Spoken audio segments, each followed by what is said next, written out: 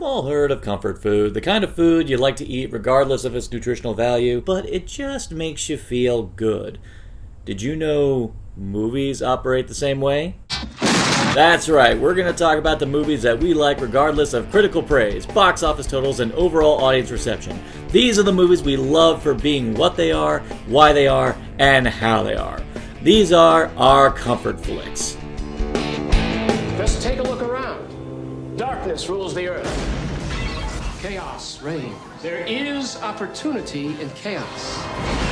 Drax is on a quest for a supernatural power. They know far too much. Who was that guy? Somebody I already killed. There are some who say he is only a myth. The Phantom is real. Another year, another season of Comfort Flicks, and thank you all for actually joining in on us. We've actually been very surprised about some of the reception some of our episodes have been getting. I mean, Undercover Blues, much to our delight and surprise, is the one that's been getting like a lot of love. So thank you all for joining in on us on that absolutely wonderful masterpiece, which we love. We always gotta love Muerte. Yeah, but since last year, even though we started with Crash Pad, we really kicked off proceeds with The Shadow. We decided let's start up the next year with another pulp icon that had a movie sometime in the 90s. Mid-90s. Yeah. There was an era of pulp movies. And I think, as we said in The Shadow, the studios just didn't want to put the money for it to pay for the rights for all the big boys with Marvel or DC. Yeah, take the cheap ones and you don't have to do much. Ones that were practically public domain. We had The Shadow first. The only other one stood to reason was The Phantom. No one refuses the Phantom. The Phantom was another one in this practically the same era. I think he came out sometime in the early 30s. He predated Superman. Yes, he predated Superman, and he was created by Falk. And he was incredibly popular, and he actually did kind of permeate throughout the years. As in the Sunday comics, there was a Phantom comic in there, and I remember it always being the serious one. Like, everything else was funny or goofy, and that was the serious one. And there also was an ongoing story, so you actually had to follow it. And I'm 8 years old, I'm not following it. I'm just like, it's like doing the purple. Dude. It's a serious comic with a guy in the purple. That's all I knew. Funny thing is, I knew him before I even knew him, because there was also a TV series called Defenders of the Earth, which had him teamed up with Mandrake the Magnificent and Flash Gordon as they all faced off against Ming the Merciless. I didn't really know it. I was so young when I saw that show, I didn't really know them from Adam. But my first exposure to the Phantom, actually somewhere around just a couple years prior to this movie coming out, they actually made a TV series called Phantom 2040. And with some character designs from Aeon Flux's Peter Chung. Is that why it looked like? Yeah. Because I was going, man, this looks like Aeon Flux. That's really why, weird because faces on everybody. Yeah, because Peter Chung actually had a hand in the character design. And then when you watch a bit in the Animatrix, you come to the realization he may have been a touch one note as an artist. I mean, it's his distinct style. It's his style, and you know what? That's what in any good artist, they always have to have that one style. Otherwise, you won't know it's them. So. Fair play. I actually knew something about The Phantom going in. I didn't go into the theaters to see it. I think it came and left before I had a chance, but we rented it. And I liked Indiana Jones. I liked The Shadow when I saw it as a kid. So I was all up on pulpy 30s, not taking it seriously. It wasn't my favorite, but I still enjoyed it.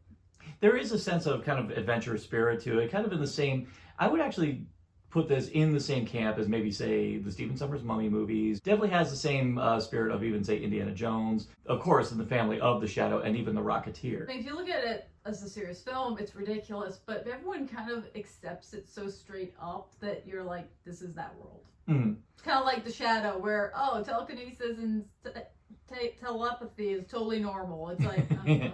And the hero just happens to have been trained by a Tibetan monk. Some certain things you just kind of, you just come to accept. You just kind of sit there and go, okay. I mean, even in this case, where you find out 400 years ago, this Aryan child gets adopted by an African tribe to become the avenging spirit of the jungle. There's a theme going on there. Yeah. Except for the Rocketeer, I'll give him that. That did not have this theme. Yeah, no, it didn't have the white savior complex. No. I think that's probably why no one's really made an effort to revive the Phantom recently, because he was kind Technically, you could could just have him not be a white dude. You could do that, yes. You could just do that. Or even... I just think there's no demand. The movie's fine. It's fine. I think it captures probably the essence of the comic and all that pretty well. With superhero movies nowadays, and especially stuff from comics, you have to really have your own stamp and make it really unique or really, really, really, really good to stay above. Because now it's just so many. I don't think the Phantom has the teeth to do that. No. Case in point, a movie that had a 90s version and they got an awesome remake but still couldn't keep up was Dredd. Oh, yeah. Like, even if you remake it and it is better, you still gotta, like, really be special in order to survive the onslaught of superhero movies now. Exactly. And unfortunately, I don't think, as fun as Phantom is, I think the movie in the 90s is just what we need in Hello Cat. Because this movie came out and it pretty much sank. It was 96. 96. 96. So it was If about it came out in the summer of 96, I can tell you one movie that just ate it alive. So why are we still talking about it? It is a fun little film, and I think the heart and soul and the reason why this movie still works... You fucking ho dunk, po dunk, well then there, motherfuckers! ...is Billy Zane. Again, welcome back, Billy Zane, to Comfort Flicks. You really just... Billy Zane can do whatever he wants, and it's always going to be fun. Billy Zane just kind of injects personality, ironically more in the suit than he is when he's actually Kit Walker. Yeah, which is not much. Actually, he's in the suit, and he is... It's kind of the reverse of all superhero movies, for the most part, where they have a dual, like, name, and then they got their, like, Batman, Bruce Wayne, that kind of thing. He is barely his, like, public persona in this movie. And when he is, he's so awkward and looks a little like he's not used to this. He's in the suit. He is the Phantom, like, 95% of this movie, which is actually kind of cool. Billy Zane actually learned about the Phantom, and he actually became a fan of it while he was filming Dead Calm. So when the time came when they were casting for the movie, he jumped at the opportunity, which is funny because Bruce Campbell was he was this close to getting it. Naturally, for a property that has been around as long as the Phantom has, they had kept trying to make a movie of this for a long time. There was even a point when Sergio Leone was trying to get a movie made of it. The other illustrious director prior to Simon Windsor getting directed was Joe Dante, and he's actually on here as a executive producer, but even he was trying to get it done. It was like it got pushed back. Got pushed back. The other magical person in this movie, and he literally, his name says it. He lives up to his forename. I love this! Treat Williams is a treat in this movie. I almost say he's almost better. Oh, like, yeah. I love Billy Zane as a Phantom, but Treat Williams knows what movie he's in. He's having fun, and some of the best lines of the movie come from him. And he does some pretty horrific things. I mean, he gouges a guy's eyes out.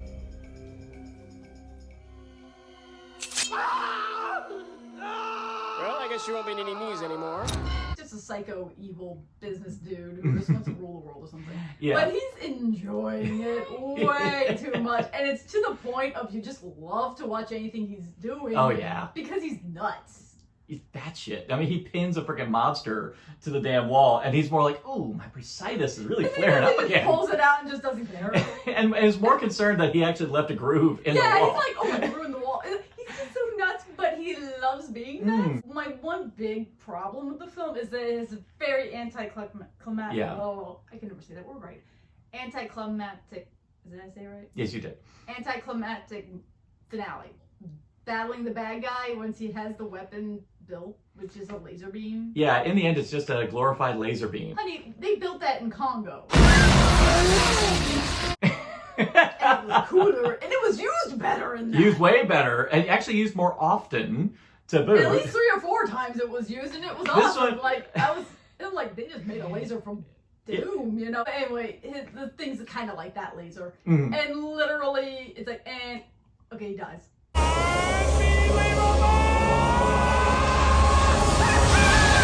Like, you expect this really big fight between our core villains, Quill, played by James Remar, and then, of course, and actually Xander Drax.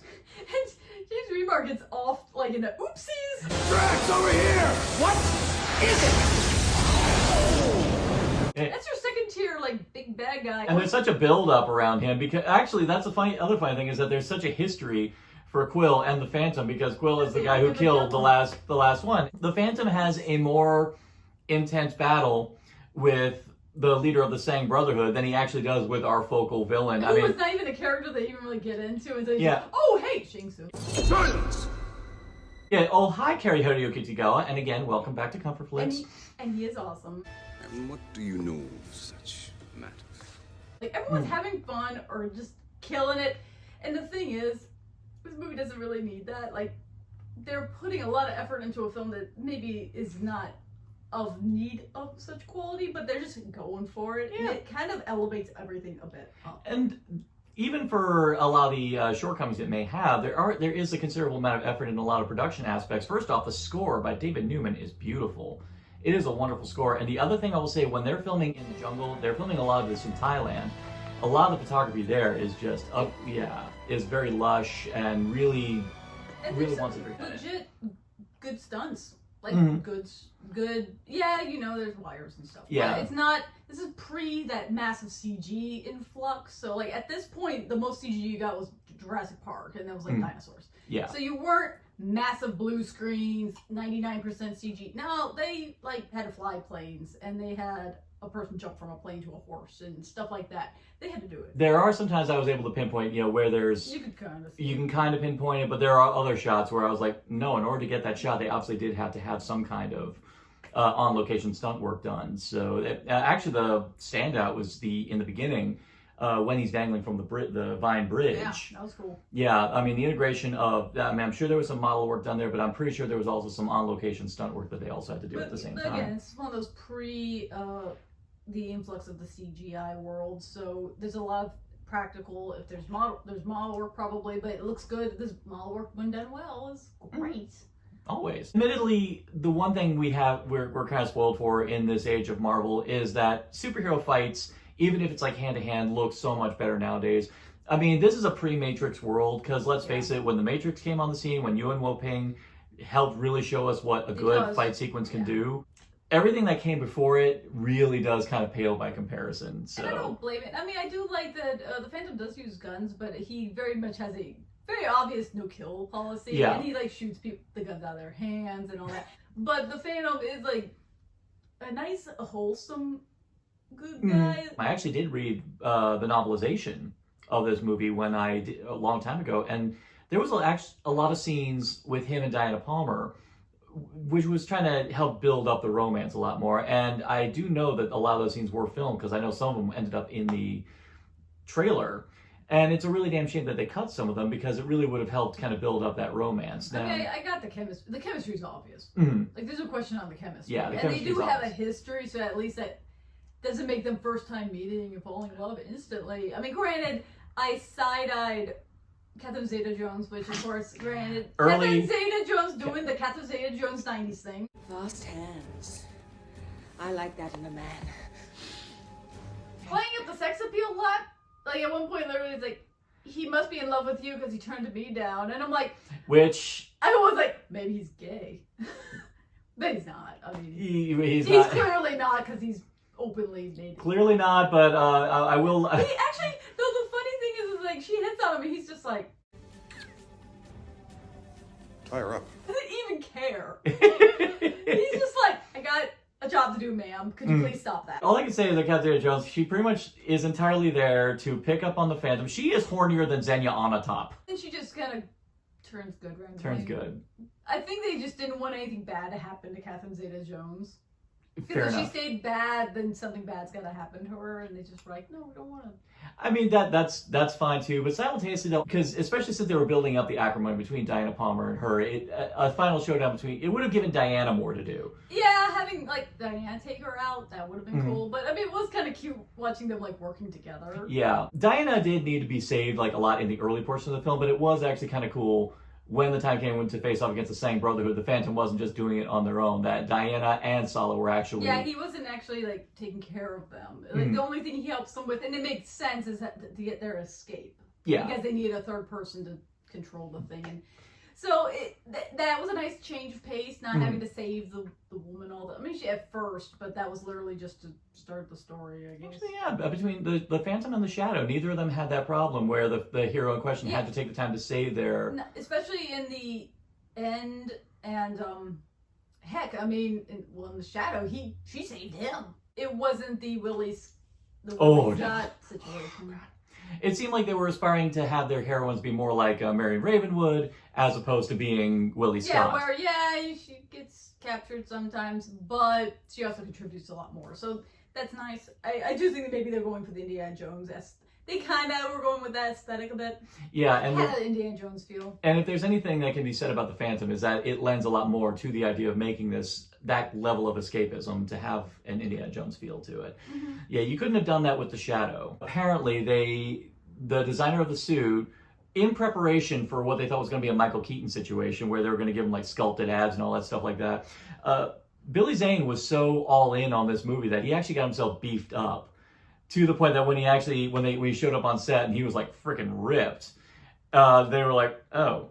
So they had to redesign the whole thing, and in the end, it was just a spandex suit. And they have him shirtless a lot to like really show you, no man, that's suit ain't padded. That's him. It takes a lot of work to get looking that good, so you want to have a shot where they could go, damn, I look good. Well, I mean, in this case, it's just slightly humorous that they had to redesign the costume because they didn't realize he was going to look that good. As that cut. And I'm like, listen, you worked hard. I feel like... Or also the fact that they had to film all of his scenes with hair because he shaved his head so he could wear the cowl easier. So they had to film all of his Kit Walker scenes prior to it. Or just no costume scenes. Yeah, I thought it was a wig at first. Because I'm so used to seeing Billy Zane bald that I knew it wasn't because that is exactly his hair from Titanic. I knew that definitely was his hair. I think maybe when he was done filming this, he probably immediately was getting to work on, oh God. Oh man, that means he had to grow it back out again for Titanic.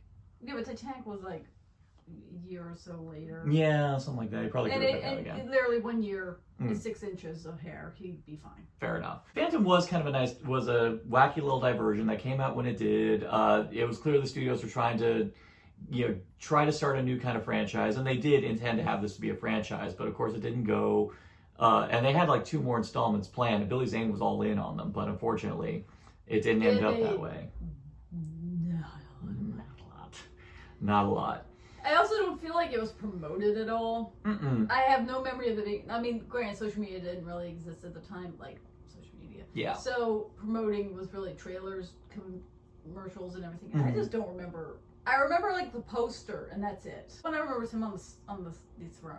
Yeah, there was a good. That was a cool one, but. Yeah, that was a cool one, but the one that was dominantly trotted out in the movie theaters was just the one with him, and it says "Slam Evil," and it's like, is that really the best you could come up with? Yeah, like you said, the teaser poster is great because it has the beam of light and just simply the ghost who walks. That's all you need. Honestly, they should have done like a Bruce Struzan, like Indiana Jones style poster. That probably would have helped. Oh, poster art. That is definitely a lost art, and I think that needs to make a comeback. Just the art of a really good looking. It takes effort, and no one wants to put effort, especially with nothing being in movie theaters. Exactly. Which is why nowadays you got to rely on comfort flicks. How do you all feel about the Phantom? Do you feel that this was just a little bit of fluff, or do you feel that this one truly did represent the license to which it was adapted from? Leave it all comments below, and for more addictive content on Narcotic Casserole, simply like, share, subscribe, click, thou shalt be served.